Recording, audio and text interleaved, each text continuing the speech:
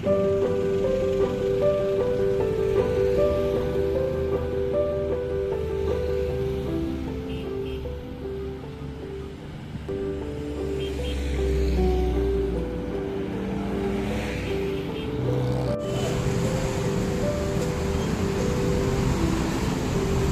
waste.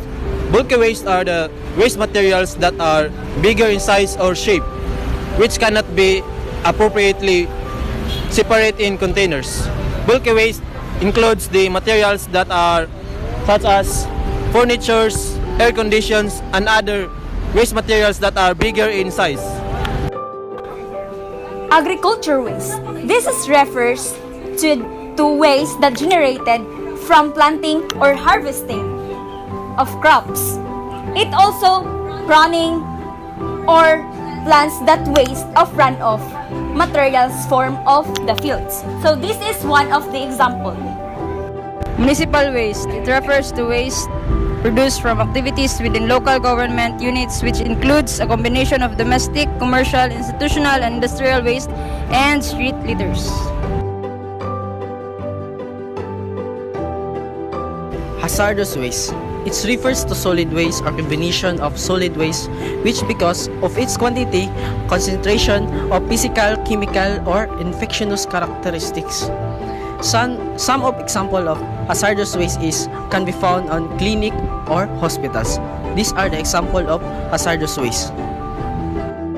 Solid waste. Solid waste can be commercial, industrial, and municipal waste that can be found from specific areas. It can be non-hazardous and hazardous waste. So, some of the example of this is debris and other solid waste that can be found in an area. Yard waste. It refers to wood, small or cheap branches, leaves, and grass clippings.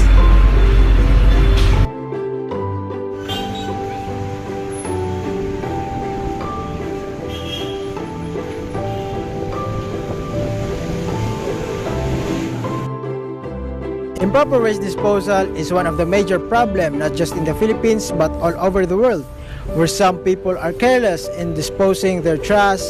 Some of these are solid waste. Example are tires, plastics, metals, construction waste, damaged car or motor vehicles that cannot be used again. Certainly, the most significant solution for the improper waste disposal is segregating the wastes into three categories, such as biodegradable, non-biodegradable, and recyclable. Waste materials like plastics, aluminum, metals, and other wastes can be recycled and reused.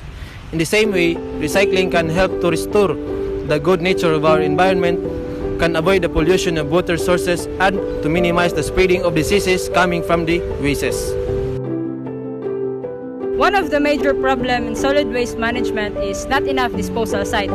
It has 5 to 10 years limitation on each specific area, and in Davao City, it almost reached the maximum level of waste.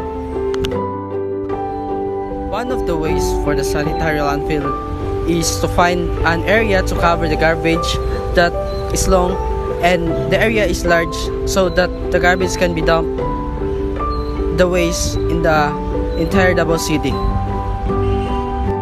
One of the problems we found out is soil intoxication coming from special wastes, toxic from paints, thinners, lead-acid batteries, oil, and tires. The chemicals coming from this waste can contaminate our soil that may lead for further damage. Intoxication. Solution is maintaining good grass coverage, removing debris, turning the soil covering with plastic or cement or excavation, and disposing of contaminated soil will reduce exposure. Overpopulation is the state whereby the human population rises to an extent exceeding the carrying capacity of the ecological setting. In an overpopulated environment, the numbers of people might be more than the available essential materials for survival, such as transport, water, shelter, food, or social amenities. The rising the population has led to the production of more waste. With every passing year, capacity have several kinds of stuff to use and then discard. The most obvious way to decrease the population is for people to have a fewer children. Every family should have a proper family planning. Single-use plastics. This is a problem because it cannot be reused. Most of the people prefer to use single-use plastic because it is convenient. The solution for this is the implementation of eco bags and other usable materials to avoid bundles of waste.